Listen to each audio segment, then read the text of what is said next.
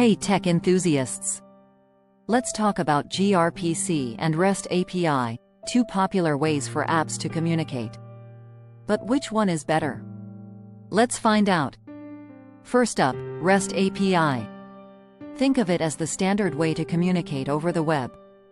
It's like talking in plain English, simple and universal. REST uses HTTP to send requests and receive responses. Data is usually sent in JSON format, which is easy to read and understand.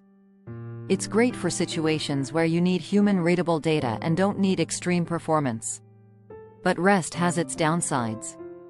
Parsing JSON takes time, and it uses more bandwidth. Plus, REST is stateless, meaning every request must include all necessary information, which can slow things down.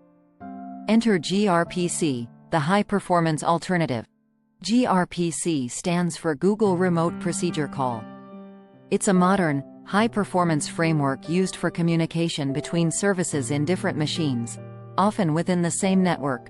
Think microservices talking to each other. Imagine REST API, but on steroids.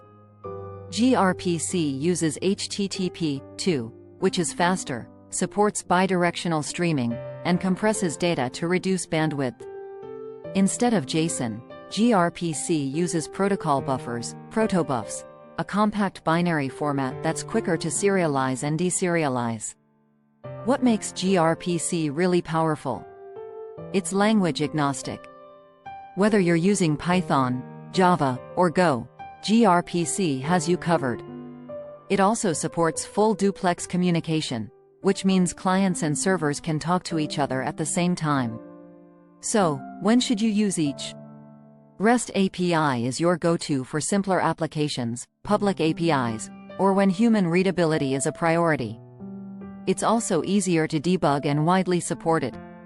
gRPC is perfect for high-performance, internal services, or microservices where speed and efficiency are key. It's a bit more complex to set up, but the performance gains are worth it.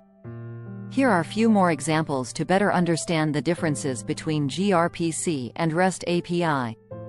Imagine you have a REST API for managing users in a system. You might have endpoints like these: get users and post users. With gRPC, instead of defining endpoints, you define service methods in a protofile, using protocol buffers. Here's how a client might call the getUser method.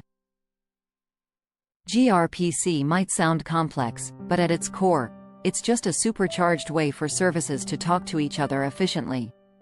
Whether you're building microservices, needing high performance, or just exploring modern technologies, gRPC is worth considering.